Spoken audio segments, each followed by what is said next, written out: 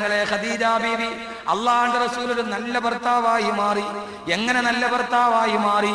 എവിടെ തുടങ്ങണം, എവിടെ അവസാനിപ്പിക്കണമെന്ന് ഒരു ഊഹവുമില്ലാതെ ഞാനിന്ന് പറയുകയാണ്. എനിക്ക് പറഞ്ഞിട്ടും മനസ്സ് വരുന്നില്ല. എന്റെ മനസ്സിൽ എനിക്കൊരു തൃപ്തിയായി വരുന്നില്ല. അള്ളാഹുവിന്റെ റസൂൽ ഖദീജയെ മറന്നില്ല. ബഹുമാനപ്പെട്ട ഖദീജ ബീവി മരണസമയത്ത് കിടക്കുകയാണ്. അള്ളാഹുവിന്റെ റസൂൽ അടുത്തു വന്നിരിക്കുമ്പോ എല്ലും തോലുമായിട്ട് ഖദീജ ബീവി അവസാനത്തെ സമയം എന്താണെന്നറിയോ പെങ്ങളെ? കുടിക്കാൻ ഒരു തുള്ളി വെള്ളമില്ലാതെ ചെരുപ്പുണ്ടാക്കുന്ന പാത്രമുണ്ടാക്കുന്ന തോലെടുത്ത് വെള്ളത്തിൽ നനച്ചിട്ട് ആ നനച്ച തോൽക്കഷണമെടുത്ത് പല്ലിന്റെ ഇടയിലേക്ക് തിരികെ വെച്ച് ആ തിരികെ വെച്ച നനഞ്ഞ തോലിന്റെ ഉള്ളിൽ നിന്ന് ഇറ്റിട്ട് വരുന്ന വെള്ളത്തുള്ളി കൊണ്ട് തൊണ്ട നനച്ച് കിടക്കുന്നു ഖദീജ.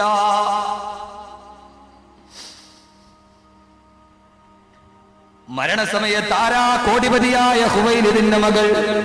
കോടിപതിയായ ഹുവൈലിദിന്റെ മകൾ ഇറങ്ങി വന്നപ്പോ ഒരു ഭർത്താവിന്റെ ത്യാഗത്തിന് പങ്കാളിയായപ്പോ മരിക്കുന്ന സമയത്ത് കുടിക്കാൻ വെള്ളമില്ലാതെ ചെരുപ്പിന്റെ തോലെടുത്തിട്ട് വെള്ളത്തിൽ നനച്ച് അത് പല്ലിന്റെ ഇടയിലേക്ക് തിരികെ വെച്ചിട്ട് വെള്ളത്തുള്ളി കൊണ്ട് തൊണ്ട നനയ്ക്കുമ്പോ അല്ലാഹുവിന്റെ റസൂൽ പറഞ്ഞ ഖദീജ, ഹുവൈലിദിന്റെ മോളെ ഖദീജ, എന്റെ കൈ പിടിച്ചിറങ്ങി വന്നപ്പോ നിന്റെ മരണസമയത്ത് നിനക്ക് ഒരു നേരം വയറ് നിറച്ച് തരാൻ എനിക്ക് പറ്റിയില്ലല്ലോ. ഖദീജ ബീവി പറയല്ലേ നബിയേ, ഞാൻ പോവുകയാണ്. നാളെ സ്വർഗത്തിൽ ഞാൻ അങ്ങയുടെ ചാരത്തുണ്ടാകുമോ? നാളെ ജീവിതത്തിന്റെ വിഭാഗത്തിന്റെ 3-ാം ഘട്ടത്തിൽ ഞാനും അങ്ങയുടെ ഭാര്യയായിട്ടുണ്ടാകുമോ നബിയേ? അല്ലാഹുവിന്റെ റസൂൽ പറഞ്ഞു, ഖദീജ, നീ എന്റെ മണവാട്ടി, സ്വർഗത്തിന്റെ ഹൂറിയാണ് നീ, സ്വർഗത്തിന്റെ മണവാട്ടിയാണ് നീ. ഖദീജ ബീവി റളിയല്ലാഹു അൻഹ വഫാത്താകാൻ പോകുന്നു. പൊന്നുമോള് ഫാത്തിമ മറുഭാഗത്തിരുന്ന് പൊട്ടിക്കരയുന്നു. ആ ഉമ്മ വിളിച്ചടുത്തു വാ മോളെ. മരിക്കാൻ പോകുന്ന ഉമ്മയുടെയും ഏറ്റവും വലിയ ദുഃഖം കെട്ടിക്കാത്ത മകളല്ലേ? ആ മകളെ വിളിച്ചിട്ട് ഖദീജ ബീവി മടിക്കുത്തിൽ വെച്ചിരുന്ന ഒരു കൊച്ചു പൊതി അഴിച്ചു.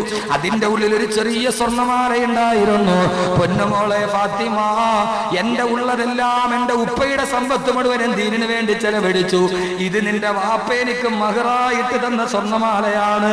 അല്ലാഹുവിന്റെ റസൂൽ മഹറായി കൊടുത്ത സ്വർണ്ണമാല തന്റെ മകൾക്ക് അനന്തരാവകാശം കയ്യിൽ കൊടുത്തു. ഖദീജ ബീവി എന്നേക്കുമായി റസൂലുള്ളാഹിന്റെ മടിയിൽ തലവെച്ച് വിട പറഞ്ഞു. ഖദീജ ബീവിയെ കൊണ്ടുപോയി ഖബറടക്കി. ഖദീജ ബീവി മരിച്ച വർഷം അല്ലാഹുവിന്റെ റസൂലിന്റെ ചരിത്രത്തിൽ രേഖപ്പെടുത്തുക ആമുൽ ഹുസ്ൻ, പ്രവാചകൻ കരഞ്ഞ് നിലവിളിച്ച വർഷം. ആ ഖദീജ ബീവി മരിച്ച വർഷം ചരിത്രത്തിൽ ആമുൽ ഹുസ്ൻ എന്നറിയപ്പെടുത്തു. പ്രവാചകന്റെ ദുഃഖവർഷമായി. സഹോദരങ്ങളെ, ഭാര്യ മരിച്ചു, ഖബറടക്കവും കഴിഞ്ഞു. അല്ലാഹുവിന്റെ റസൂൽ സല്ലല്ലാഹു അലൈഹി വസല്ലമ മദീനയിലേക്ക് ഹിജ്റ പോയി. 10 വർഷം കഴിഞ്ഞപ്പോ റസൂലുള്ള ആട്ടി ഓടിച്ച മദീനയിലേക്ക് സഹാബത്തുമായിട്ട് തിരിച്ചു വരികയാ. മക്കം ഫതഹായി. അല്ലാഹുവിന്റെ റസൂലിന്റെ വലിയ ചരിത്രമാണിത്. ഒരു കുടുംബത്തിന്റെ കഥയാണിത്. മക്കം പ്രവാചകന്റെ മുമ്പിൽ ആയുധം വെച്ച് കീഴടങ്ങുകയാണ്. അല്ലാഹുവിന്റെ റസൂൽ ആട്ടി ഓടിക്കപ്പെട്ട മക്കയിലേക്ക്, ഖദീജയും താനും പട്ടിണി കിടന്ന മക്കയിലേക്ക് അല്ലാഹുവിന്റെ റസൂൽ മക്കയിലേക്ക് തിരിഞ്ഞു വന്ന് വില്ലാളിയെ പോലെ അബൂജഹലിന്റെ മുട്ടുപറച്ചു, അബൂ സുഫിയാന്റെ മുട്ടുപറച്ചു. അല്ലാഹുവിന്റെ റസൂൽ കഅബാലയം 7 പ്രാവശ്യം തവാഫ് ചെയ്തു. അല്ലാഹുവിന്റെ റസൂൽ കഅബാലയം തവാഫ് ചെയ്യുമ്പോ ഓരോ തവാഫ് ചെയ്യുമ്പോഴും അല്ലാഹുവിന്റെ റസൂൽ തിരിഞ്ഞു നോക്കി. എന്റെ പ്രിയപ്പെട്ട ഭർത്താക്കന്മാരെ, നിങ്ങൾ അറിയുമോ, അല്ലാഹുവിന്റെ റസൂൽ തവാഫ് ചെയ്യുന്നു. ഓരോ തവാഫ് ചെയ്യുമ്പോഴും അല്ലാഹുവിന്റെ റസൂൽ തിരിഞ്ഞു നോക്കുന്നു. 7 തവാഫ് ചെയ്തപ്പോഴും റസൂലുള്ള തിരിഞ്ഞു നോക്കി. ആരെയാ നോക്കിയതെന്നറിയുമോ? മകളെയല്ല, തന്റെ ലക്ഷക്കണക്കിന് അനുയായികളെയല്ല. അല്ലാഹുവിന്റെ റസൂൽ എന്ന ലോകത്തിന്റെ മാതൃകാ ഭർത്താവ് തിരിഞ്ഞു നോക്കിയത് പ്രിയപ്പെട്ട ഖദീജയുടെ ഖബറിലേക്കാണ്. ഓരോ തവാഫ് ചെയ്യുമ്പോഴും തിരിഞ്ഞു നോക്കി. ഖദീജ, കട്ടപ്പാട് മാറി മോളെ, മക്ക എന്റെ കാൽ കീഴിലാണ് മോളെ. എന്നാലും എനിക്ക് നിന്നെ മറക്കാൻ കഴിയില്ലല്ലോ, അല്ലാഹുവിന്റെ റസൂൽ മഖാമ ഇബ്രാഹിമിന്റെ മുമ്പിലെത്തി 2 റക്അത്ത് നിസ്കരിക്കാൻ പോകുമ്പോ അല്ലാഹുവിന്റെ റസൂൽ തിരിഞ്ഞു നോക്കി. ഖദീജ ബീവിയുടെ മൺകൂന കിടക്കുകയാണ്. അല്ലാഹുവിന്റെ റസൂൽ ഖദീജയുടെ ഖബറിന്റെ നേരെ കുറച്ചു നേരം മൗനമായി നോക്കി നിന്നു. ഇതെന്റെ വായുടെ, എന്റെ ശബ്ദത്തിന്റെ, എന്റെ വാക്കുകളുടെ ഗരിമയല്ല. അള്ളാന്റെ റസൂല് മക്കാമിന്റെ ഇബ്രാഹീമിന്റെ പുറകിൽ നിൽക്കുമ്പോ ഖദീജ ബിവിയുടെ ഖബറിലേക്ക് നോക്കി നിന്നു. അള്ളാന്റെ റസൂലിന്റെ മനസ്സിൽ 1000 സംഭവം മിന്നൽ പിണര് പോലെ കടന്നുപോയി. മരിക്കാൻ നേരത്ത് പല്ലിന്റെ ഇടയിൽ തോല് നനച്ചു വെച്ചിട്ട് കിടന്ന മോളെ, ഇന്നിതാ എനിക്ക് സൗഭാഗ്യത്തിന്റെ നാളാണ്. സൗഭാഗ്യം വന്നപ്പോഴും മറന്നില്ല നബി തങ്ങൾ തന്റെ ഖദീജയെ മറന്നില്ല. ഭാര്യ മരിച്ചാൽ ഖബറിൽ കിടക്കുന്ന അവളെ ഓർക്കുന്ന എത്ര ഭർത്താക്കന്മാരുണ്ട്, എത്ര ഭർത്താക്കന്മാരുണ്ട്. വർഷം 13 കഴിഞ്ഞിട്ടും അള്ളാന്റെ റസൂൽ ഖദീജയെ മറന്നുപോയില്ലല്ലോ. അള്ളാന്റെ റസൂൽ ഖദീജയെ മറന്നുപോയില്ലല്ലോ. അള്ളാന്റെ റസൂൽ ഖദീജയെ മറന്നുപോയില്ലല്ലോ. ഈ മറക്കാത്ത ഓർമ്മയാണ് കുടുംബ ബന്ധത്തിന്റെ പ്രകാശം. ഒരിക്കലും മരിക്കാത്ത, നരക്കാത്ത, മങ്ങാത്ത, മായാത്ത ഓർമ്മകളായി സഹോദരിമാരെ തിളങ്ങി നിൽക്കേണ്ടത് വീടിന്റെ ചുവരിലല്ല. ഭാര്യ ഭർത്താക്കന്മാരെ തിളങ്ങി നിൽക്കേണ്ടത് ഫസ്റ്റ് വെഡിങ് ആനിവേഴ്സറിയുടെ അന്നെടുത്ത ഫോട്ടോയുടെ ചിത്രങ്ങളിലല്ല. സ്വന്തം മക്കളെ ഇടത്തും വലത്തും ഇരുത്തി വീടിന്റെ സ്വീകരണ റൂമിൽ നീ വെച്ചിരിക്കുന്ന വെറുതെ കൃത്രിമത്തിന്റെ തട്ടാന്റെ ചിരി വന്ന ഫോട്ടോയിലല്ല. നിന്റെ ഫോട്ടോ ഇരിക്കേണ്ടത് ഭർത്താവിന്റെ ഹൃദയത്തിൽ. ഏ പെണ്ണെ, നീ ഇരിക്കേണ്ടത് ഭർത്താവിന്റെ ഹൃദയത്തിൽ. ഭർത്താവെ, നീ ഇരിക്കേണ്ടത് ഭാര്യയുടെ ഹൃദയത്തിൽ. വെളിച്ചമൊട്ടുമില്ലെങ്കിലും മങ്ങിക്കത്തുന്ന ഒരു മൺചരാത് പോലെയെങ്കിലും, മങ്ങിക്കത്തുന്ന ഒരു മൺചരാത് പോലെയെങ്കിലും നിന്റെ ഇണയുടെ ഹൃദയത്തിന്റെ കൂടിനുള്ളിൽ കൂട്ടുകൂടാൻ നിനക്ക് കഴിഞ്ഞാൽ, ഭാര്യയുടെ ഹൃദയത്തിന്റെ ഉള്ളിൽ ഒരു കൂട് കെട്ടാൻ ഒരു ഭർത്താവിന് കഴിഞ്ഞാൽ, ഭർത്താവിന്റെ ഹൃദയത്തിന്റെ ഉള്ളിൽ കൂട് കെട്ടിക്കണിയാൻ ഒരു ഭാര്യയ്ക്ക് കഴിഞ്ഞാൽ, അതിനേക്കാൾ വലിയൊരു ദാമ്പത്യ ജീവിതം ലോകത്തില്ല. ഇണക്കങ്ങൾ മാറട്ടെ, പിണക്കങ്ങൾ മാറട്ടെ, പിണക്കങ്ങളുടെയും ഇണക്കങ്ങളുടെയും ഇടയിൽ ഒരു നന്മ കടന്നു വരട്ടെ. അള്ളാഹു നമ്മുടെ ദാമ്പത്യ ജീവിതം ഖൈറിലാക്കി തരട്ടെ. പിണക്കങ്ങളൊക്കെ മാറട്ടെ, പിണക്കങ്ങളൊക്കെ മാറട്ടെ. എന്റെ സഹോദരിമാരെ, എനിക്ക് പറയാനേറെയുണ്ട്, പക്ഷേ സമയം അപര്യാപ്തമാണ്. ഒരൊറ്റ ഹദീസ് നിങ്ങൾക്ക് ഞാൻ പറഞ്ഞു തരട്ടെ. വിവാഹത്തിന്റെ 3ാമത്തെ ഘട്ടം ഇനി സ്വർഗത്തിലാണ്. വിവാഹത്തിന്റെ 3ാമത്തെ ഘട്ടം ഇനി സ്വർഗത്തിലാണ്. അള്ളാഹു അത് അനുഭവിക്കാൻ തൗഫീക്ക് നൽകട്ടെ. എന്റെ സഹോദരിമാർ, ഒറ്റ കാര്യം ഞാൻ പറഞ്ഞു തരട്ടെ. നിങ്ങൾ ഇതൊന്നും മനസ്സിലേറ്റിയിട്ട് പോകണം. എന്നോട് വിഷമം തോന്നരുത്, വേഷവിധാനം പറഞ്ഞില്ല, മറ്റൊന്നുമില്ല. കാരണം അതാണ് നമ്മുടെ സമയം. ഒരൊറ്റ ഹദീസ്. നിങ്ങൾ വിവാഹത്തിന്റെ 3ാമത്തെ ഘട്ടത്തിലെത്തണം. എന്റെ സഹോദരിമാർ, ഈ ചിന്ത മനസ്സിൽ വെച്ചിട്ട് ഇന്ന് പിരിയണം. അള്ളാന്റെ റസൂൽ പറഞ്ഞു, ഒരു പെണ്ണിന് സ്വർഗം ഉറപ്പാ. ഒരു പെണ്ണിന് സ്വർഗം ഉറപ്പാ. ഏതു പെണ്ണ്? സ്വർഗം ഉറപ്പാക്കാൻ നീ ചെയ്യേണ്ട ജോലി തഹജ്ജുദ് നിസ്കരിച്ച പെണ്ണാണ്, നിസ്കരിച്ച പെണ്ണാണ്. പണവും പണ്ടവും മാലയും മോതിരൊക്കെ സദക്ക ചെയ്ത പെണ്ണാണ്. പെങ്ങളെ, നിനക്ക് ആ സ്വർഗത്തിൽ പോകാൻ നീ രാത്രി നിന്ന് കൂടുതൽ നിസ്കരിക്കണ്ട, ഒക്കെ ചെയ്തോളി. നീ പണവും പണ്ടവും ഭാര്യ സദക്കൊന്നും ചെയ്യണ്ട. ഞാൻ പറഞ്ഞ ഒരു കാര്യം നിങ്ങൾ ചെയ്യണം. ആദ്യം മനസ്സിലെ ഞാനാണ് വലുത് എന്ന ബോധം കളയണം. എന്നാലേ ഞാൻ ഈ പറഞ്ഞ ചെയ്യൂ.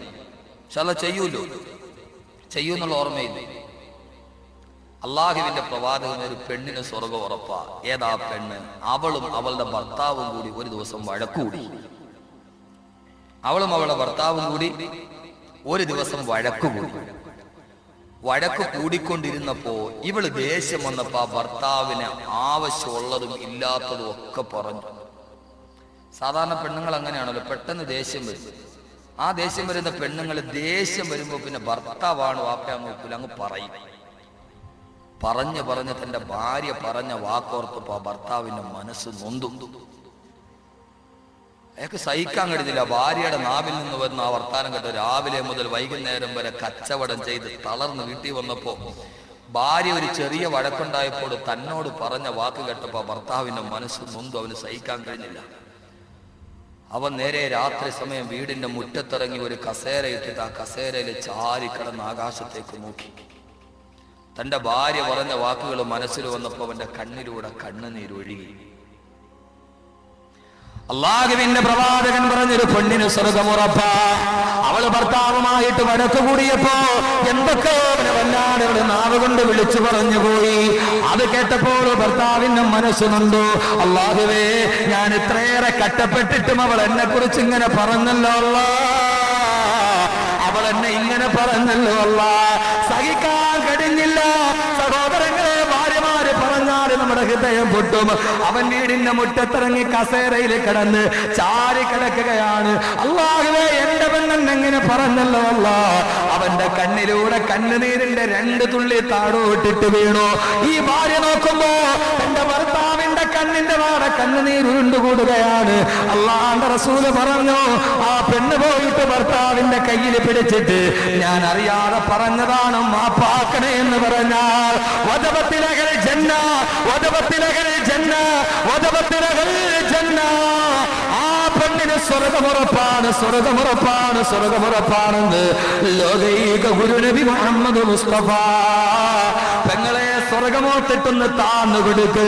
ഭർത്താവിന്റെ കണ്ണുനീര് കണ്ടിട്ടും കൽവലിയാത്ത പെണ്ണ് അവള് നരകത്തിലാണെന്ന് നബി മുഹമ്മദ് മുസ്തഫ. വീട്ടിലൊരു വഴക്കുണ്ടായി, ഭർത്താവിന്റെ കണ്ണുനീര് കണ്ടിട്ട് ഒരു ഭാര്യയുടെ കൽബം നലിഞ്ഞില്ലയോ, അവള് പിന്നെ സ്വർഗത്തെ കുറിച്ച് ചിന്തിക്കേണ്ട കാര്യമില്ല. ഭർത്താവിന്റെ കണ്ണുനീര് കണ്ടിട്ട് ഒരു പെണ്ണിന്റെ കൽബ് അലഞ്ഞില്ലെങ്കിൽ പിന്നെ ആ പെണ്ണ് സ്വർഗത്തെ കുറിച്ച് ചിന്തിക്കരുത്. ഞാൻ ഈ ഹദീസിന്റെ ഇബാറത്ത് എനിക്ക് ഓർമ്മയില്ല. റസൂലുള്ള പറഞ്ഞു, ഭർത്താവ് ഇങ്ങനെ കിടക്കുകയാണ്, ഭർത്താവിന്റെ അടുത്ത് പുറകെ നീ ചെല്ലണം, എന്നിട്ട് നിന്റെ കൈ അവന്റെ കൈയുടെ മുകളിൽ വെക്കണം. റസൂലുള്ള പറഞ്ഞു, അവൻ അപ്പോ തട്ടി മാറ്റി. ഹദീസിന്റെ ആശയമാണ്, ഹദീസ് ഇബാറത്ത് ഓർമ്മയില്ല. അപ്പോ പോകരുത്, വീണ്ടും പോയി തൊടണം. ഇൻഷാ അല്ലാഹ് സഹോദരിമാരെ ചെയ്യും. അള്ളാഹു സ്വർഗം തരട്ടെ. അള്ളാഹു ഈ ബോധം മനസ്സിലെ മിഥ്യാധാരണയൊക്കെ മാറ്റട്ടെ. ഇങ്ങനെ കിടക്കാണ്, പുറകിൽ നിന്ന് പോയിട്ട് കൈ പിടിക്കണം, എന്തൊക്കെയോ അവനെ പറഞ്ഞു പോയി, നിന്നു അള്ളാഹു അങ്ങനെ അങ്ങനെയൊക്കെ പറഞ്ഞു പോയി കൈ പിടിക്കണം, എന്നിട്ട് പുറകിൽ ചെന്നിട്ട് ആ കട്ടിൽ ആ കസേരയുടെ പുറകിൽ നിന്നിട്ട് പറയണം. റസൂലുള്ള പറഞ്ഞ ഹദീസാണ്. പിന്നെ അപ്പോ ഈ ദേഷ്യവും സങ്കടവും ഒക്കെ വരുമ്പോൾ തൊട്ടുപോരുന്നുണ്ട്. നമ്മളൊന്ന് ഗർജിക്കും, പുരുഷന്റെ സ്വഭാവമാണ്, പോകരുത്. റസൂൽ പിന്നെയും വെക്കണം കൈ മുകളിൽ, എന്നിട്ട് പിന്നെ തുടരുതെന്നല്ലേ പറഞ്ഞത്. ആദ്യം പറഞ്ഞ ചൂട് രണ്ടാമത്തെ പറച്ചിൽ ഉണ്ടാവൂ. ആദ്യം തൊട്ടപ്പോ ചാടിയതുപോലെ പുലി കടിക്കണ മാതിരി ചാടുവോ? രണ്ടാമത് ഒന്നുകൂടി പറയും, തുടരുതെന്നല്ലേ എന്നോട് പറഞ്ഞു. പോകരുത് പെങ്ങളെ, ദേഷ്യപ്പെട്ടാലും പോകരുത്. റസൂലുള്ള പറഞ്ഞു, തുമ്മ ഉഖറ, പിന്നെയും അവന്റെ കയ്യിൽ പോയി വെച്ചിട്ട് വരണം. പിന്നെ ഞാൻ അറിവില്ലായ്മ കൊണ്ട് പറഞ്ഞു പോയതാ, നിങ്ങളൊന്ന് മാപ്പാക്കിയേക്ക്. അവൻ പിന്നെ ചൂടാവോ ഷാനവാസേ? സ്വപ്നം കാണാൻ ചൂടാവോ? ആരോട്? അടുപ്പ് ചൂടാകണ കാര്യമല്ല. അപ്പൊ മൂന്നാമതും പോയി കൈ വെച്ചാൽ അവനെന്ത് പറയും? മൂന്നാമത് കഴിച്ചത് പിന്നെ മാപ്പാക്കണം, ഞാൻ അറിയാതെ പറഞ്ഞതാ, ഞാൻ ഇനി അങ്ങനെ ചെയ്തില്ല. അവൻ എഴുന്നേക്കും, അവളുടെ മുഖത്ത് നോക്കും, ഇനി എന്നെ അടിക്കോ?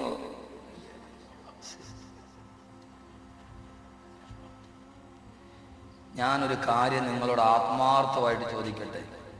നമുക്ക് നമ്മുടെ ഭാര്യയോട് ഏറ്റവും കൂടുതൽ സ്നേഹം തോന്നപ്പോൾ അവൾ നമ്മളെന്തൊക്കെയോ പറഞ്ഞു, നമ്മുടെ മനസ്സ് വല്ലാതെ നൊന്തിരുന്നിട്ട് ആ പെണ്ണ് വന്നിട്ട് കൈ പിടിച്ചിട്ട് പിന്നെ ഞാൻ അറിവില്ലായ്മ കൊണ്ട് പറഞ്ഞു, നിങ്ങളങ്ങ് മാപ്പാ